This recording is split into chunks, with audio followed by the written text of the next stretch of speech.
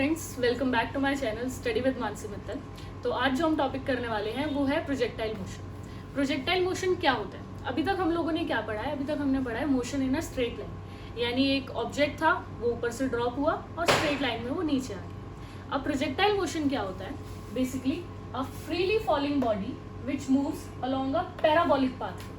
अब वो body straight line में मूव ना करते हुए पैराबोलिक पाथवे पे मूव करेगी। अब समझने वाली बात ये है कि पैराबोलिक पाथवे क्या होती है। ऑल्दो ये जो पैराबोला है ये मैथ्स का एक टॉपिक है जो कि शायद अगर आपके पास मैथ्स है तो आगे जाके आपको और अच्छे से समझ में आएगा, पर थोड़े बेसिक की बात करें। पैराबोला का मतलब होता है, लेट अस कंसीडर ये एक ग्राफ है। सो इस तरह के शेप को पैराबोला कहते हैं। सो ग्राफ पे हर एक शेप की अपनी एक इक्वेशन होती है। सो हम उसी इक्वेशन को पैराबोला कह सकते हैं। ये मैंने आपको रफली एक शेप बनाकर दिखा दी, बट इसकी भी कुछ कंडीशंस होती है। हम उसी इक्वेशन को पैराबोला कह सकते हैं जो equation y is equals to k1x minus k2x² इसको सेटिस्फाई करती है, वेयर y और x तो y और x एक्सिस के कोऑर्डिनेट्स हैं एंड k1 k2 कोई भी दो कॉन्स्टेंट्स हैं which are not equal to each other. So जो इक्वेशन इस इक्वेशन को सेटिस्फाई करेगी that will be known as parabolic pathway. So जो प्रोजेक्टाइल मोशन है यानी जो पैराबोलिक पाथवे है वो बेसिकली तीन टाइप्स का होता है। First is angular projectile motion, also known as oblique projectile motion. इसके अंदर क्या होगा, कोई भी ऑब्जेक्ट, ये हम एक्सिस कंसीडर करेंगे, ये एक्स एक्सिस है, ये वाई एक्सिस है। कोई भी ऑब्जेक्ट ऐसे ओरिजिन से शुरू होगा और वापस ऐसे ओरिजिन पर आएगा। This is known as angular या ऑब्लिक प्रोजेक्टाइल मोशन। हॉरिजॉन्टल, जैसे हॉरिजॉन्टल नाम ही मेंशन कर रहा है, हॉरिजॉन्टल में क्या होता है, मैंने क्या कहा, यहाँ पर जो ऑब्जेक्ट है वो ओरिजिन से स्टार्ट हो रहा है, 0 0 से स्टार्ट हो रहा है। यहाँ पर object at a certain height से शुरू होगा, यानी उसका जो एक्स कॉम्पोनेंट है वो तो 0 होगा बट उसकी कोई हाइट होगी पहले से। लेट अस कंसीडर यहाँ पर कोई एक बॉय खड़ा हुआ है और उसने वहां से बॉल को थ्रो किया, तो बॉल कैसे जाएगी, इस डायरेक्शन। ये भी एक पैराबोलिक पाथवे है but this is known as horizontal projectile motion. And the third one is on inclined plane. Inclined plane जैसे कि नाम ही शो कर रहा है, कोई भी एक इंक्लाइंड प्लेन हो, let's say this eight an angle inclined at an angle theta, इसके ऊपर अगर प्रोजेक्टाइल मोशन होता है, इसके ऊपर अगर पैराबोलिक पाथवे होता है just like that, so that will be known as projectile motion on inclined plane. So इन तीनों टॉपिक्स को हम धीरे धीरे एक एक करके समझने की कोशिश करेंगे। So let us first start with angular projectile motion. So जैसे कि मैंने आपको बताया, कोई एक नॉर्मल एक ग्राउंड लेवल है, वहाँ से ओरिजिन से कोई बॉल थ्रो करी गई है और वो वापसी अपने ग्राउंड लेवल पर आकर रुकेगी। So let us consider कि कोई एंगल थीटा था with respect to the X axis, उसे थ्रो किया गया था with a velocity u, initial velocity u। So जैसे कि हमने वेक्टर्स में पढ़ा था, अगर आपको रेजोल्यूशन ऑफ वेक्टर्स नहीं याद है तो आप एक बार जाके मेरी पुरानी वीडियो को एक बार देख लें, उसे आप पढ़ लेंगे तो आपको ये समझ में आ जाएगा।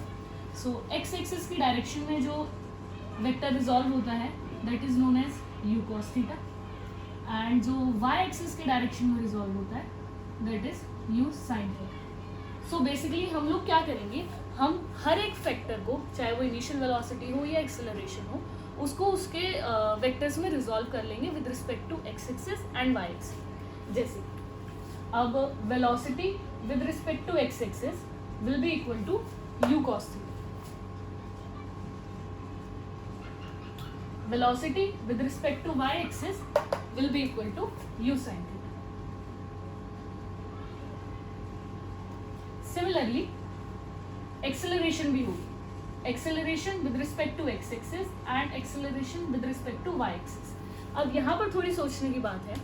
अब आप इमेजिन करो एक बॉल है जिसको इस तरह से थ्रो किया गया, इस तरह से, मतलब उस बॉल को ऊपर फेंकने की कोशिश करेगी, तो देखा जाए तो उसकी acceleration with respect to x axis that is horizontally वो 0 कंसीडर होती है। ऐसा क्यों?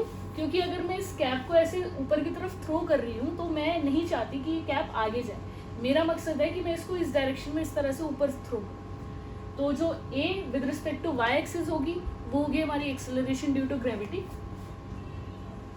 विद अ नेगेटिव साइन, क्योंकि वो अपोज कर रही है मोशन। सो u ये है एंड a ये है।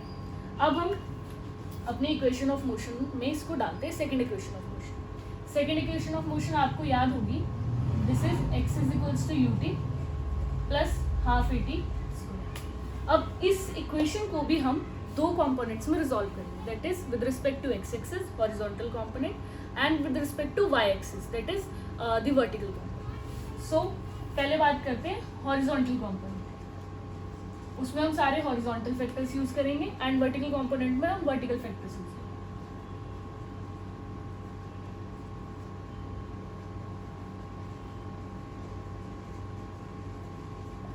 सो इस अगर इक्वेशन को देखा जाए, S is the displacement. So displacement covered, let us consider एक पॉइंट।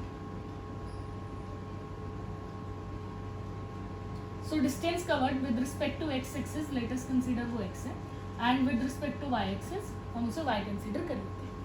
सो ये इक्वेशन क्या हो जाएगी, displacement that is x is equals to u, यानी u x time remains the same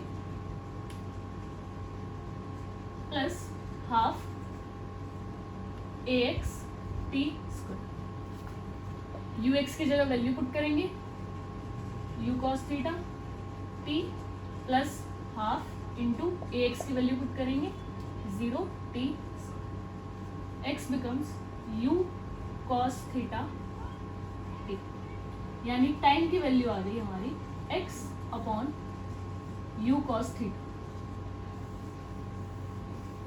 तो अब हम बात करते हैं इसके वर्टिकल कंपोनेंट। अगेन जो ये इक्वेशन है ये क्या हो जाएगी, s की जगह आ जाएगा y is equals to u y t plus half a y t square. अब वैल्यू पुट करना स्टार्ट करते हैं, y की जगह y रहेगा, u y की जगह u साइन थीटा आएगा। टाइम की जगह जो हमने इससे पहले इक्वेशन बनाई थी वहां से हमने टाइम की वैल्यू निकाली थी x upon you cos theta, अब हम वो पुट करेंगे।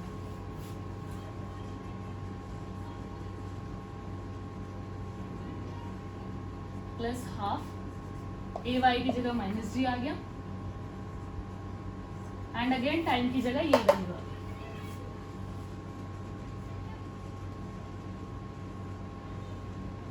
अब इसको सॉल्व करेंगे, u से u कैंसिल हो गया, ये हो गया x tan theta minus x by 2 x square by 2 g upon u square cos square theta. ठीक है, ये आ गई हमारे पास y की वैल्यू। अब आपको याद हो, मैंने अभी इस वीडियो की स्टार्टिंग में आपको बताया था कोई भी इक्वेशन पैराबोलिक कब होती है, जब वो एक कंडीशन सेटिस्फाई करती है, y is equals to k1x minus k2x। तो अगर आपको यहाँ पर नज़र आ रहा हो तो ये जो इक्वेशन है ये इसे सेटिस्फाई कर रही है। कैसे, y is equals to k1x, tan theta is considered as k1 constant है x के साथ, and minus k2x square. So here g upon 2u square cos square theta is considered as k2 और उसके साथ x स्क्वायर है। हम क्या चाहते हैं, y is equals to x के साथ कोई कांस्टेंट हो, x के साथ एक कांस्टेंट है, माइनस x स्क्वायर के साथ कोई कांस्टेंट, अगेन यहाँ x स्क्वायर के साथ कोई कांस्टेंट। तो ये चीज़ शो करती है कि ये जो इक्वेशन है, ये जो पाथवे कवर हो रहा है, ये एक पैराबोलिक पाथ है। अब कुछ और टर्म्स है जो कि आपको पता होने चाहिए। So first term is time of flight. Time of flight क्या होता है, time of flight is basically the time taken by the object to go up and come down at the same level. यानी let us consider वो जो object था वो 0 position से शुरू हुआ था एंड ये ए पॉइंट है, तो उस ऑब्जेक्ट को यहाँ जाएगा, वो ऊपर जाएगा अपनी मैक्सिमम हाइट पर और वहाँ से वापसी आएगा सेम लेवल पर। 0 से ए तक आने में जो टाइम लगा है that is considered as time of flight which is represented by capital T। So अब इसको हम कहाँ से डिराइव करेंगे, again we will use the y वाली इक्वेशन जो हमने अभी यूज करी, y is equals to u y t plus a y t square. So यहाँ पर अब इनकी वैल्यू पुट करना शुरू करते हैं। ऑब्जेक्ट यहाँ से शुरू हुआ और यहाँ खत्म हुआ। सो y का मतलब है displacement with respect to y axis. तो देखा जाए तो यहाँ से यहाँ जो displacement with respect to y axis है वो तो 0 है, क्योंकि ऑब्जेक्ट जिस लेवल से शुरू हुआ था उसी लेवल पर आकर खत्म हो गया। So y is 0, uy is again u sin theta, t is time of flight जो हमें कंसीडर करना ही है, plus half ay is minus g and this is t square. So अब ये वाली चीज़ यहाँ आ गई, अब हम इसे सॉल्व करेंगे। सॉल्व करना आई होप आप सबको आता है। एक टी से एक टी की पावर गई एंड टी की वैल्यू आ गई 2u sin थीटा अपॉन जी। एक बेसिक सा फॉर्मूला है ये, और इस फॉर्मूले पे जेई में एंड नीट में बहुत सारे न्यूमेरिकल्स इसी फॉर्मूले पे पूछे जाते हैं। सो आप इसे याद रखिए। सो जो नेक्स्ट पॉइंट है वो है range of motion, also known as horizontal range. यानी ये जो ओ ए डिस्टेंस है ये कितना कवर हुआ। ऑब्जेक्ट यहाँ से चला, यहाँ रुका, जो हॉरिजॉन्टल रेंज है with respect to x axis, क्योंकि with respect to y axis तो 0 ही है, तो वो कितनी, रिप्रेजेंटेड बाय अगेन आर।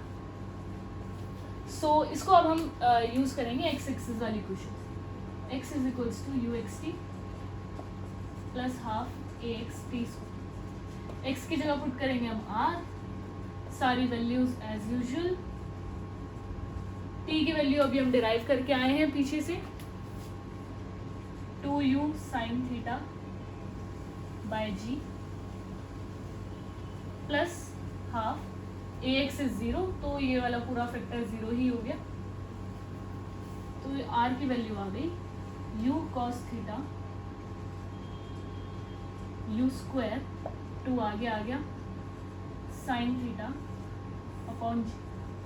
अब हमारे पास एक ट्रिग्नोमेट्री में फॉर्मूला है, शायद आपको याद हो, sin 2 थीटा का, which is 2 sin theta cos theta. So ये वाला फॉर्मूला अब हम यहाँ लगाएंगे, 2 sin theta cos theta will be equal to sin 2 theta. u square as it is रह गया sin 2 थीटा बाय जी। ये हमारे पास रेंज की वैल्यू आ गई। अब जो हॉरिजॉन्टल रेंज है एज सच इसमें से न्यूमेरिकल्स नहीं आते, बट इसमें से एक इम्पॉर्टेंट चीज़ है जो कि काफ़ी बार पूछी जाती है, वो ये है मैक्सिमम रेंज। यानी कि बॉल को या किसी भी ऑब्जेक्ट को किस एंगल पे थ्रो किया जाए सो दैट वो मैक्सिमम रेंज ऑक्यूपाई करे, ज़्यादा दूर से दूर जाकर गिरे, आसान भाषा में। सो अब देखते हैं, जब भी देखो एक बेसिक बात है मैं आपको बताती हूँ, जब भी हम किसी भी चीज़ को मैक्सिमम और मिनिमम हमें उसकी वैल्यू निकालनी होती है, ये आपको थ्रू आउट दी आपकी प्रैक्टिस में काम आएगा। मतलब जब तक आप ये फिजिक्स कर रहे हैं तो हर जगह ये वाली चीज़ पूछी जाती है। मैक्सिमम एंड मिनिमम हम लोग ऐसे डिसाइड करते हैं, उस ऑब्जेक्ट का फॉर्मूला लिखिए एंड देखिए उसमें क्या क्या चीज़ें वेरिएबल है और क्या क्या चीज़ें कांस्टेंट है। कैसे? सो रेंज का क्या फॉर्मूला है, u square sine 2 theta by g. अब जिस वेलोसिटी से आपने उसे फेंक दिया वो कांस्टेंट है, हम उसे चेंज नहीं कर सकते। एक्सेलरेशन ड्यू टू ग्रेविटी तो खुद एक कांस्टेंट है, हम उसे चेंज नहीं कर सकते। बचा क्या, साइन 2 थीटा, यानी जो रेंज है वो एंटायरली साइन 2 थीटा पे डिपेंड करती है। सो जिस जो साइन 2 थीटा की वैल्यू जो मैक्सिमम होगी, रेंज की भी उसी एंगल पे वैल्यू मैक्सिमम होगी। सो अब हम देख लेते हैं कि साइन 2 थीटा जो है वो मैक्सिमम कब होगा। साइन 2 थीटा मैक्सिमम कब होगा, जब 2 थीटा मैक्सिमम होगा। यानी आपको ये वाली वैल्यू मैक्सिमम लेंगे, मतलब साइन की कौन सी वैल्यू मैक्सिमम होती है, 1 किस पे होती है, एंगल 90 पे। So sine 2 theta must be equal to sine 90, यानी 2 थीटा को 90 के इक्वल होना पड़ेगा। सो थीटा इक्वल हो गया 45 डिग्री। यानी आप अगर एक्स एक्सिस से यानी फ्लोर से 45 डिग्री का एंगल बना के किसी भी चीज़ को ऐसे थ्रो करते हैं तो वो मैक्सिमम हॉरिजॉन्टल डिस्टेंस कवर करेगी, दिस इज फॉर श्योर। अब बात करते हैं मैक्सिमम हाइट की। मैक्सिमम हाइट का क्या मतलब है, जब ऑब्जेक्ट यहाँ से थ्रो किया तो एक पॉइंट आया होगा जहां पर उसने मैक्सिमम हाइट अटेन करी, विच इज रिप्रेजेंटेड बाय h। सो अब हमें इसकी बात करनी है कि ये पॉइंट, ये डिस्टेंस कितना है। सो अब ये बात आपको पता होनी चाहिए कि ये वाला जो डिस्टेंस होता है ये बिल्कुल मिड में लाया करेगा, यानी एकदम सेंटर में लाया करेगा। तो जैसे मैंने कहा यहाँ से यहाँ तक जाने में टाइम टोटल t लगा है, जो भी हम डिराइव करके आए हैं 2u sin theta bye g। अब मैं बात कर रही हूँ इतने से डिस्टेंस की, यानी ऑब्जेक्ट यहाँ से चला और लेट अस कंसीडर यहाँ के रुक गया। ऐसे पॉसिबल नहीं है बट हम कंसीडर करते हैं यहाँ के रुक गया। तो उसको कितना टाइम लगा होगा यहाँ से यहाँ तक आने में? इसका आधा 2u sin theta bye g का आधा, that is u sin theta bye g। ठीक है, वेलोसिटी उसकी वो सब सेम रही। तो अब हम अगेन बाय एक्सिस वाली क्वेश्चन को यूज करते हैं। बाय की जगह हम लिखेंगे अब की बार h, u y की जगह again u sin theta. Time की जगह इंपॉर्टेंट ये है, टाइम की जगह हम ये नहीं पुट करेंगे क्योंकि ये पूरे मोशन का टाइम, हम ये वाला टाइम पुट करेंगे क्योंकि इतना ही अभी डिस्टेंस कवर हुआ और इतना ही टाइम कंज्यूम हुआ।